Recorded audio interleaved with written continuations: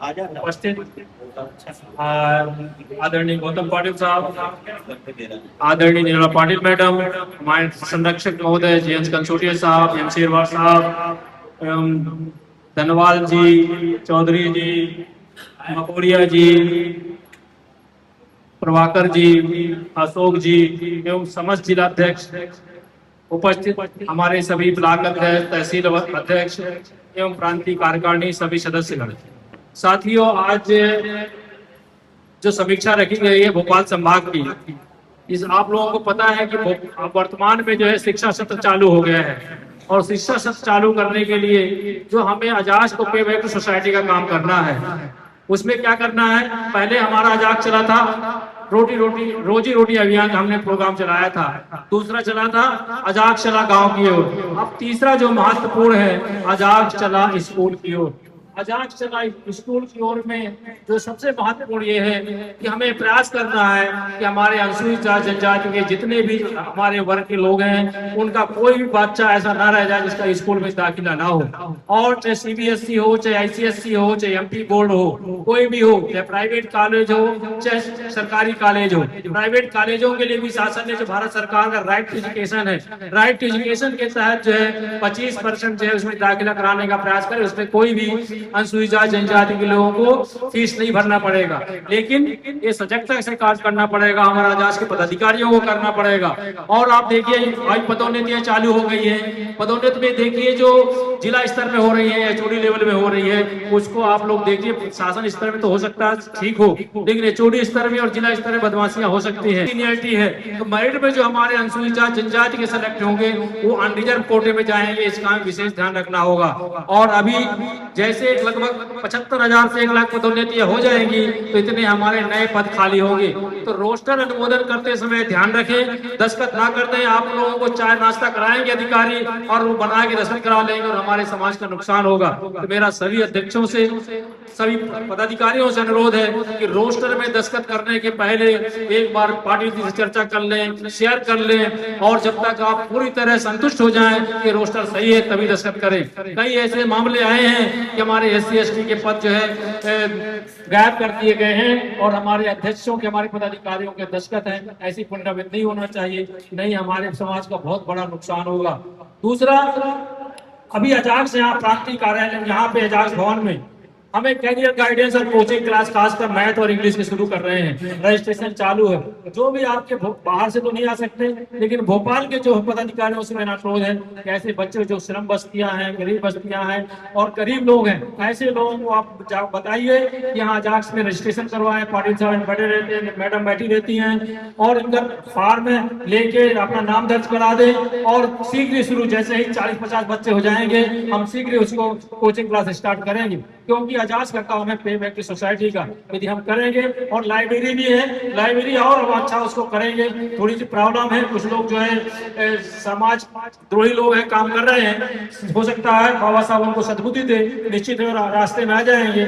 मेरा अनुरोध है कि जो हमारी जो लाइब्रेरी है उसको हम चालू करेंगे, लेकिन शीघ्र हम कैरियर कोचिंग क्लास चालू करेंगे। उसका आप भरपूर उपयोग करें, क्योंकि आप लोग 12 साढ़े 12 बजे से आए हुए हैं, हम ज्यादा समय नहीं लेंगे।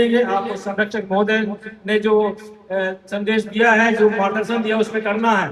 लेकिन ये तहसील और ब्लॉक हमारा जितना मजबूत होगा उतने हमारा समाज आगे बढ़ेगा।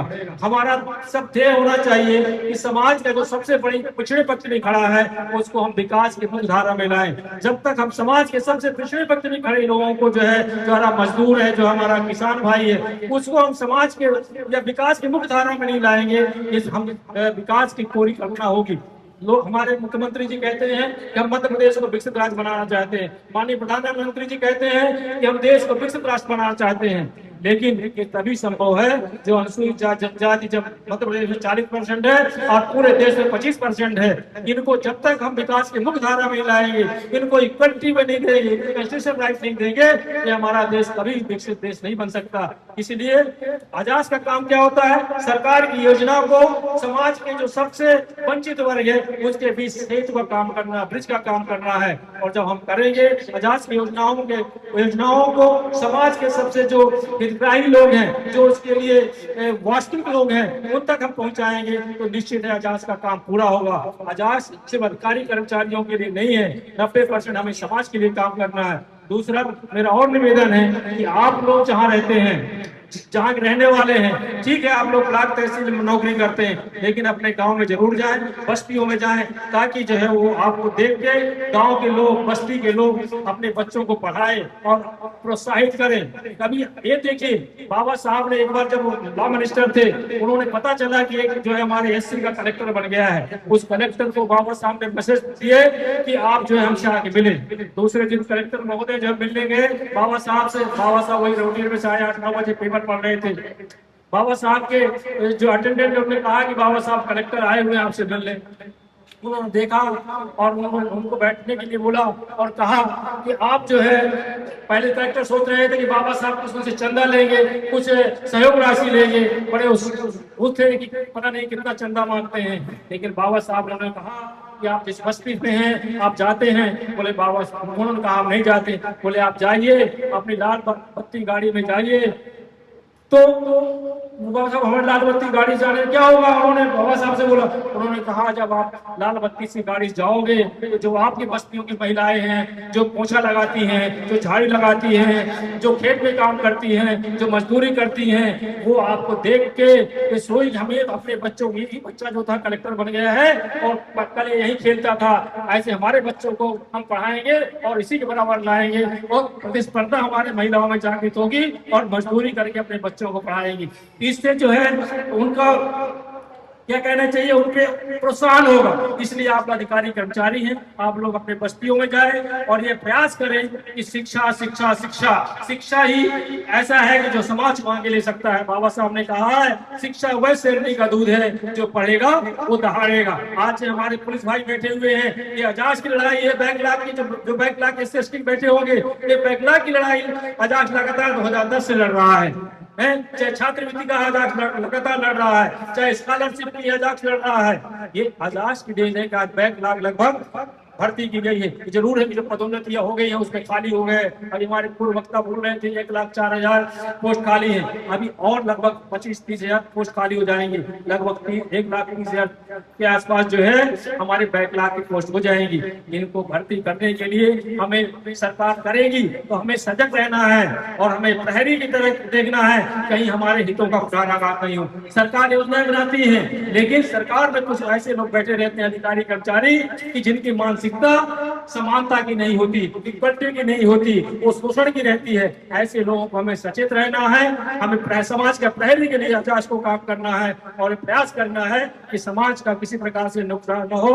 आप लोग बहुत देर से बैठे, धैर्य से सुना, धन्यवाद। जय भीम, जय भारत। मैं आपको चाहूंगा कि आप तहसील और ब्लॉक को इतना मजबूत कर दो कि जो है दूसरे संगठन लालायित हो जाए, और आप लोग यदि मजबूत हो जाओगे तो जितने जनप्रतिनिधि हैं वो आपके कार्यक्रम के लिए लालायित होंगे, कहेंगे कि ब्लॉक अध्यक्ष महोदय, जिला अध्यक्ष महोदय, तहसील अध्यक्ष महोदय, मुझे अपने कार्यक्रम में बुला लीजिए। ऐसा आप लोग रणनीति बनाइए, जैसे 12 जून 2016 का हुआ था कि माननीय मुख्यमंत्री जी हमारे कार्यक्रम में नहीं आने वाले थे, लेकिन जब देखा कि आप लोग लाखों की भीड़ में आ रहे हैं, हर जिले से 10,000 20,000 आ रहे हैं, तो 12 बजे माननीय मुख्यमंत्री जी के हाउस से फोन आता है कि सूर्यवंशी जी, माननीय मुख्यमंत्री जी आपके कार्यक्रम में आना चाहते हैं।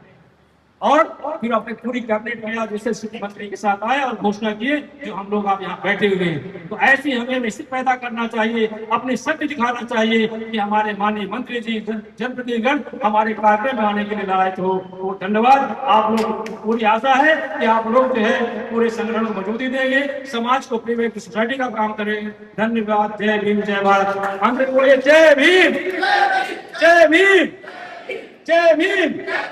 धन्यवाद।